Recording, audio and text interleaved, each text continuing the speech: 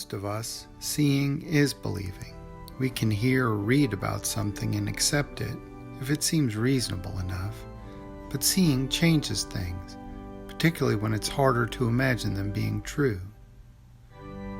For some folks, though, even seeing isn't enough. They have to reach out and touch it if they can, just to be sure. We can laugh at them, but we know that sometimes our eyes can deceive us, that there are some out there who make an art of deception. Still, there are some things that all of us must take on faith, just to be able to navigate through the world correctly. No matter how much our eyes tell us that the horizon and the world around us are flat, we accept as fact that they are not. We cannot see it for ourselves, but we have traveled far enough, or know others who have, that we are convinced that so large a deception could never be maintained for so long. In the case of Jesus' disciples, they had seen many things and believed in him, in the divinity of his message, and the miracles they had seen him perform with their own eyes, time and time again. But they also saw him on the cross, and they knew without any doubt that his life had ended that day. They had heard the taunts that he should take himself down from the cross go unanswered, and they watched as his last breath left his body. On the evening of that first day of the week, the disciples were together, with the doors locked for fear of the Jewish leaders. No matter how much they wanted to believe, seeing that event shook each one of Christ's followers to their core. They did what any of us would do. They hid in fear and clung to each other in disbelief.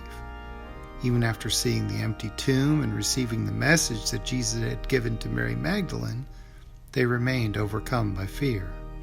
Thomas was not even among them that first Sunday. We can assume that it was fear that kept him away, but Thomas, perhaps more than any other, had followed Jesus the whole time, without hope that it would end any other way. Remember that when Jesus announced his intention to go to Lazarus, under threat of stoning by the people of Judea, Thomas, also known as Didymus, said to the rest of the disciples, "Let us also go, that we may die with him."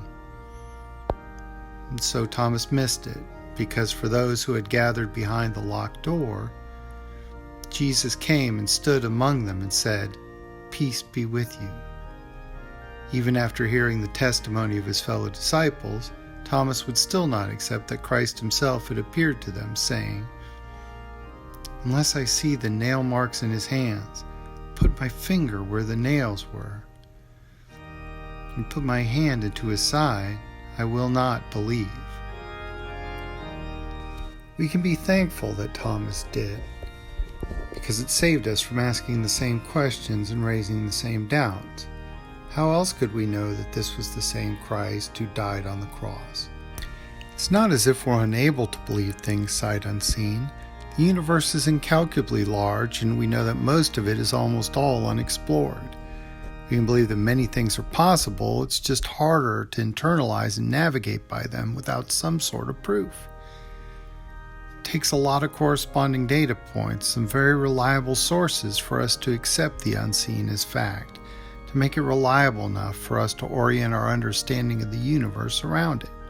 Still, we have names for stars that we have not seen, not because their telescopes are insufficient. Since we've begun to look upward and wonder what populate the heavens, we've made many advancements in our ability to see deeper and deeper into space. Even as we filter out light and distortion in our own atmosphere, or launch our telescopes into space for a clearer view, we are limited by the inescapable.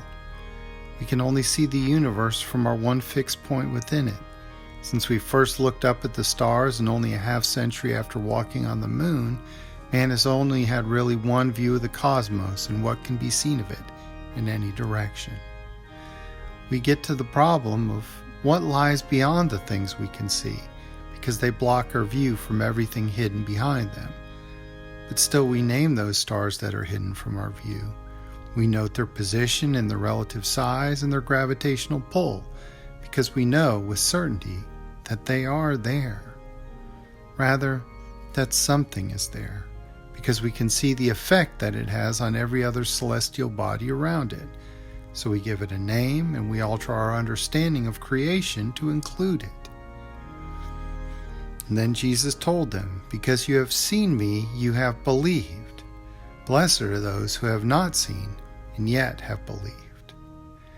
And so it is with Christ. If we struggle to comprehend and appreciate the stories of the miracles he performed, still we know that he existed and that his followers believed. If we were not there to witness the resurrection or touch the risen Lord, then we know that he changed the gravitational pull of everyone who did. That event in the upper room realigned the trajectory of every life that surrounded the Son of God. They changed their natural orbit around this world and took on a new path based on what occurred over those Sundays and in the days that followed. You make known to me the path of life. You will fill me with joy in your presence. Those same disciples who had gone into hiding would emerge from that room and walk to every corner of the known world of their time, loudly proclaiming the risen Christ to all who would listen. I keep my eyes always on the Lord. With him at my right hand, I will not be shaken.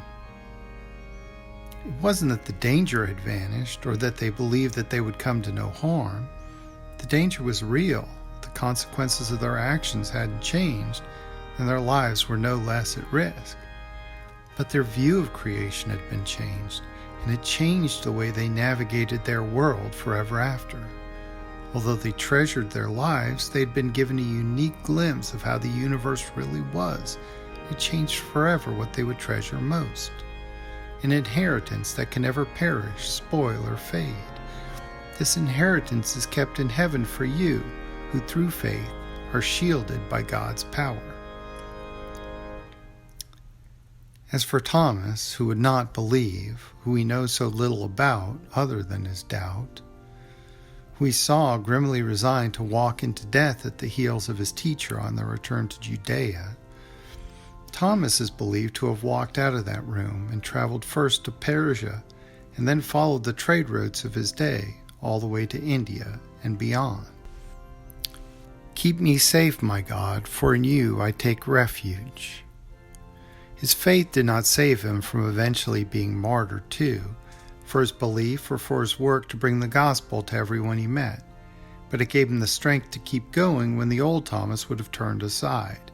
It changed the places that he walked, and there are churches in India today that still claim an unbroken connection to the churches that he founded there almost 2,000 years ago. Though you have not seen him, you love him. And even though you do not see him now, you believe in him and are filled with an inexpressible and glorious joy.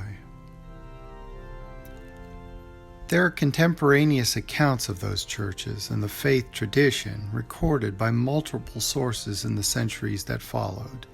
That faith tradition, followed by the Kerala Christians, is still practiced in India today.